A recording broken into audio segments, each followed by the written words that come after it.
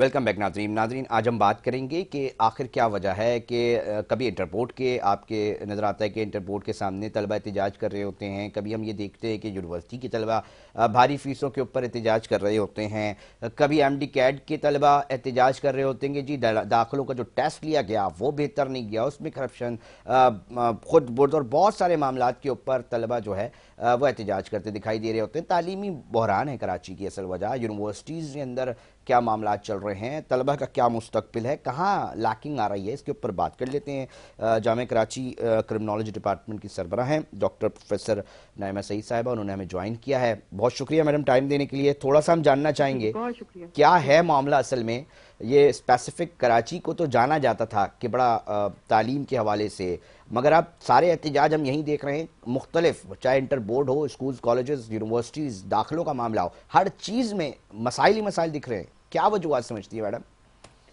जी बिल्कुल, सबसे पहले तो मैं आपको बहुत मुबारकबाद पेश इस बात पे करना चाहूंगी कि आपने बड़ा जबरदस्त मौजू जो है वो उठाया है। बहुत सारे जराइम, बहुत सारे मसाइल के दरमियान आपने जो है वो नफ्स पे हाथ रखा है। देखिए, अगर इतने एहतजाज हो रहे हैं और इतनी आवाज उठाई जा रही है तो इसका मतलब है कुछ ना कुछ नहीं बल्कि बहुत कुछ गड़बड़ है, बहुत कुछ गलत है, हो रहा है और बहुत कुछ जो है वो ठीक होने की जरूरत है।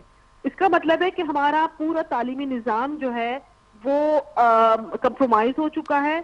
और एक बात मेरी समझ में अली ये नहीं आती कि ये क्या जो इतने अकसाम के एंट्री टेस्ट हैं कि इनकी आखिर वजह क्या होती है? मैडम पहले भी यही सूरत हाल होती थी या अब ये मुख्तलिफ हो गई है? इसके अंदर आखिर वजूहात क्या है, बुनियादी वजह क्या है? हमारे नाजरीन ये जानना चाहेंगे क्यों, और ये कराची के अंदर सबसे ज्यादा देखा जा रहा है, वजह क्या है मैडम?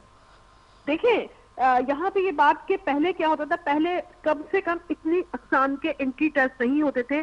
बच्चा जो मैट्रिक करता था वो उन नंबर की बुनियाद पर जो है वो आगे इंटरमीडिएट, और इंटरमीडिएट के नंबर के हिसाब से जो है वो आगे इंजीनियरिंग, मेडिकल या यूनिवर्सिटी में कहीं एडमिशन लिया करता था। और मेरे ख्याल में उस जमाने में बड़े काबिल और बड़े नामवर लोग जो हैं वो उन तालीमी इदारों से, इन्हीं तालीमी इदारों से निकले। लेकिन आज ऐसा क्या हो गया है कि किस चीज में मसला आ गया? और कराची की मैं बात करूंगी कि अफसोस से कहना पड़ता है कि वो शहर था पाकिस्तान का कि जहां सबसे ज्यादा तालीम याफ्ता लोग रहा करते थे और सबसे ज्यादा तालीम को समझने वाले और पढ़ने वाले बच्चे का ताल्लुक जो है वो शहर से हुआ करता था। लेकिन ये पिछले कई सालों की मैं समझती हूँ कि माफिया की मेहनत है कि आज जो है ये शहर सबसे ज्यादा डिक्लाइन नजर आता है, सबसे ज्यादा जो है यहाँ के बच्चे सफर करते हुए नजर आते हैं और तालीमी जो एक माहौल था वो तबाह बर्बाद नजर आता है। और इसमें साला साल की जिसे कह सकते हैं कि मुख्तलिफ किस्म की माफियात, क्योंकि बदकिस्मती से कराची को जो है वो कमाई का, आसान कमाने का मतलब पहले तालीमी इदारे तालीम के लिए वक्त है, अब इसके अंदर फाइनेंस का एक अंसर ढूंढ लिया है कि जनाब इधर से कैसे कमाया जा सकता है। आप ये कहना चाह रही हैं?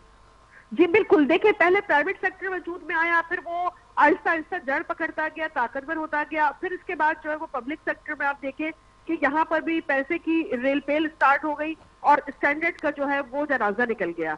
और फिर उसके बाद करप्शन दर करप्शन के एक के बाद दूसरा दर, दूसरे के बाद तीसरा दर। मतलब अगर मैं गलत नहीं तो ये इल्म बड़ी दौलत जो ये कहा जाता था, इसमें जो दौलत का मामला है उसको सही तरीके से समझ गए अब लोग। देखिए, इल्म को दौलत, आसान दौलत हासिल करने का जरिया बना लिया गया है।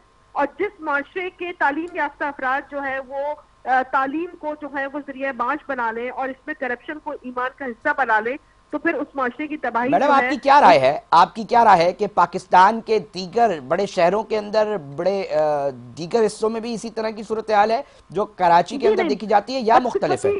हाँ, बदकिस्मती से जो है वो हमारा पूरा प्रोविंस कंप्रोमाइज है, सिंध प्रोविंस कंप्रोमाइज है।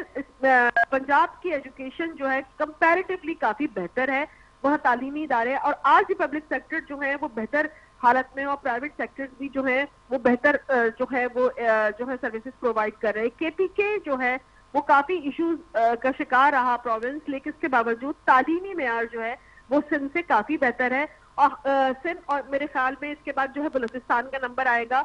और लेकिन बलूचिस्तान काफी हद तक जो है वो रिमोट या से कम तरक्की याफ्ता हम कह सकते हैं, लेकिन सिंध का तालीमी निजाम जो है बदकिस्मती से 100% जो है वो कंप्रोमाइज हो चुका है। मैडम आखिरी मिनट रह गया है, मुझे कोई हल बता सकती हैं कि कहीं कौन डंडा उठाए या कौन डंडा रखे, या क्या ऐसी स्ट्रैटेजी अपनाए कि कम से कम जनाब बहुत बेहतर नहीं तो कुछ बेहतरी आ जाए?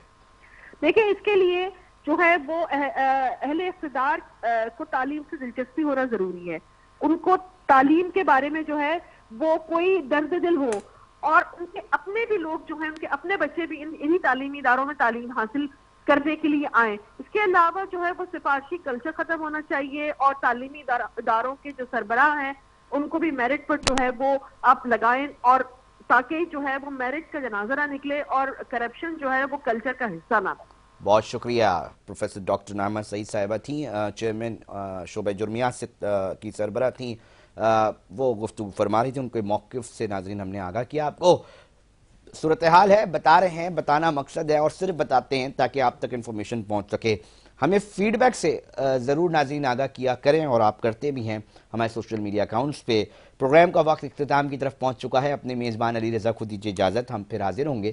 جب تک اپنا بہت خیال رکھیے گا۔ اللہ نگہبان۔